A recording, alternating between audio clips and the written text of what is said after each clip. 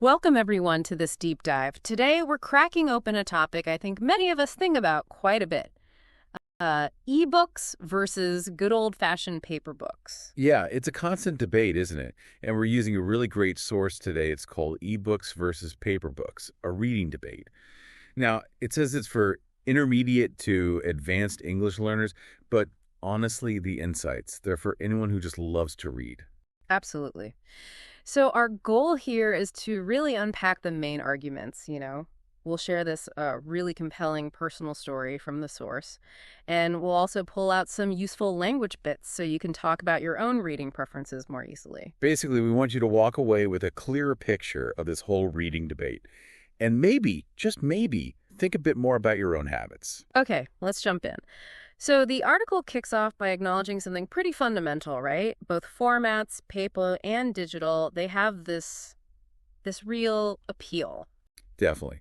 You've got that classic tactile feel of paper, the smell even, versus the sheer convenience of an e-reader. It sets the scene nicely. It really does. And then it introduces us to Anna. Now, Anna, she was a serious collector of physical books. Oh, yeah. The source paints a lovely picture of her connection to them. You know, the feel of the pages, that sound they make when you turn them, even how her favorite books showed their age. It's that tangible thing, that history that so many book lovers connect with. Totally get that, like holding a little piece of time. But then life threw her a curveball. She had to move abroad for work. And the big problem, she couldn't take her beloved book collection with her.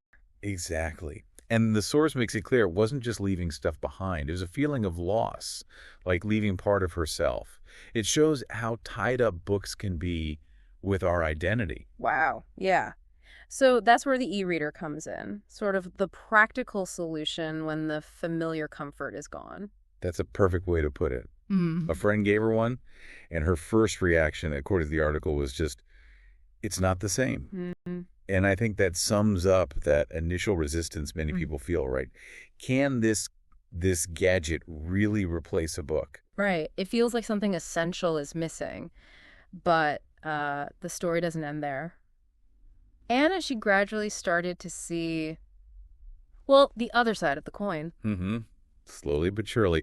The article talks about how she began appreciating the practical side. I mean, it's so light, you can highlight text easily, change the font size, which is huge for many people, and, crucially, read at night without needing a lamp. And the result? She actually started reading more. Yeah. That's a pretty big point in favor of ebooks, isn't it? It removes some barriers, makes it easier to just pick up and read wherever you are. It really is. It suggests that sometimes the format that fits your life best just helps you read more. And isn't that the ultimate goal? But here's the lovely part. The story comes full circle. When Anna eventually gets back home, she reconnects with her paper books. Oh, that scene is great. The source describes her, like, sinking into her old couch, opening a familiar paperback, and just this sense of relief almost. That deep connection comes rushing back, the feel, the smell, seeing her old notes in the margins. The article uses that phrase like hugging an old friend. That really paints a picture, that comfort of the familiar.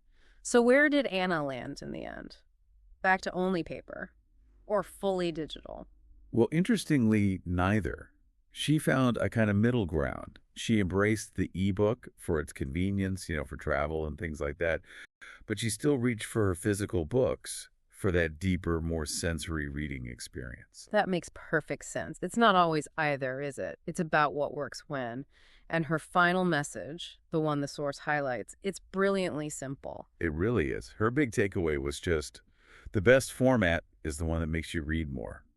It kind of cuts through the whole debate and focuses on what truly matters, the reading itself. Love that. Okay, let's shift gears a bit. Let's look at some of the practical language stuff the source offers up. It gives a nice list of phrasal verbs related to reading. Yes, and phrasal verbs, they can be a bit tricky sometimes, but these ones are super common for talking about books. First up is pick up. It just means to start reading something new. Like, I picked up a fascinating biography last night. Simple. Then flip through. You can almost picture it, right? Turning pages quickly, just browsing. The example given is he flipped through the magazine while waiting. Exactly. And set aside, putting something down to return to later. The source says, she set aside her novel to focus on her work. We also have get into, that feeling when a book really grabs you. Right. The example shows the opposite, though. I just couldn't get into that fantasy series. Happens sometimes. Mm-hmm. You know? And come across finding something unexpectedly, like I came across an old favorite on my e-reader. And go back to, meaning return to something you were reading before. The example is quite relatable. I often go back to paper books when I need a break from screens. Definitely feel that one. Then, specific to digital, download onto. Pretty straightforward. He downloaded the latest bestseller onto his tablet. And the essential one for e-readers. Charge up, powering the device. The example is a good reminder. Don't forget to charge up your e-reader before the flight. So important. Then carry around, which highlights the e-book advantage. It's amazing you can carry around thousands of books. And lastly, try out. Experimenting. I decided to try out listening to an audiobook this month.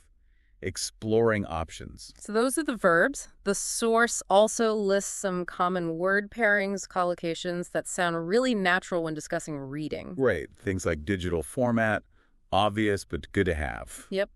And reading habit. Like having a specific time you always read.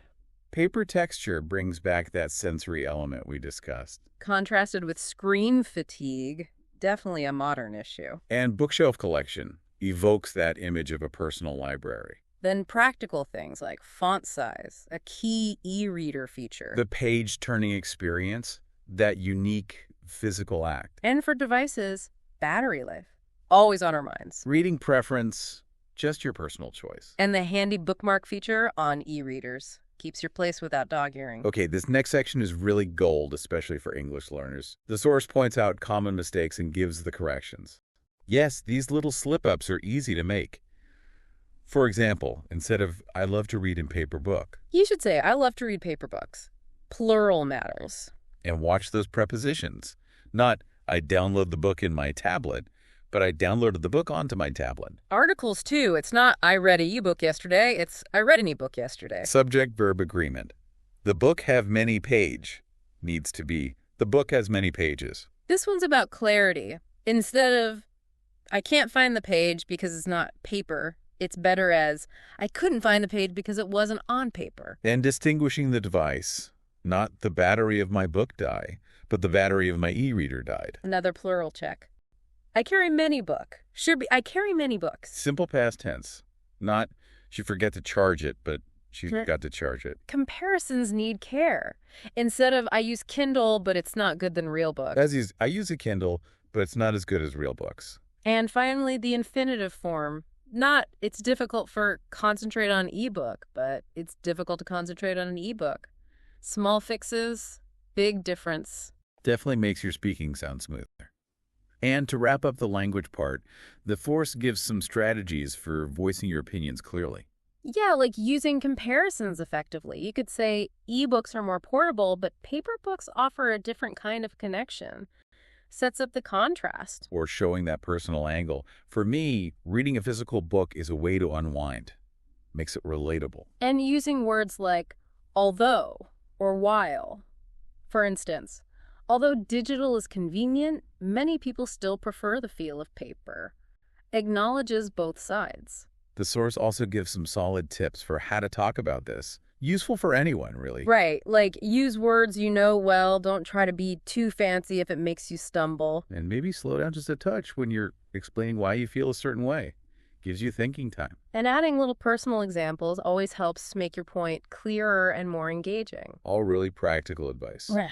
So, as we sort of wind down this deep dive, it feels pretty clear there's no single winner here, is there? Not at all. Ebooks and paper books, they both have their own strengths, their own place in our reading lives. Exactly. And the main thing, like the source emphasizes and Anna's story shows, is just the reading itself.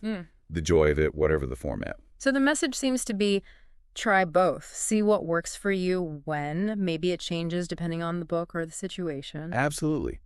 Let books, however you access them, keep opening up your world. Definitely. So that brings us to our final thought for you to ponder. Think about your own choices. When you pick up something to read, what really drives your decision between digital and paper? Is it purely practical, like what's easiest for the commute? Or are there, deeper, maybe emotional reasons why you reach for one over the other in certain moments? We genuinely love to hear what you think. Drop your thoughts in the comments. Yes, please do. Thank you so much for joining us for this deep dive. Until next time, goodbye. Goodbye, everyone.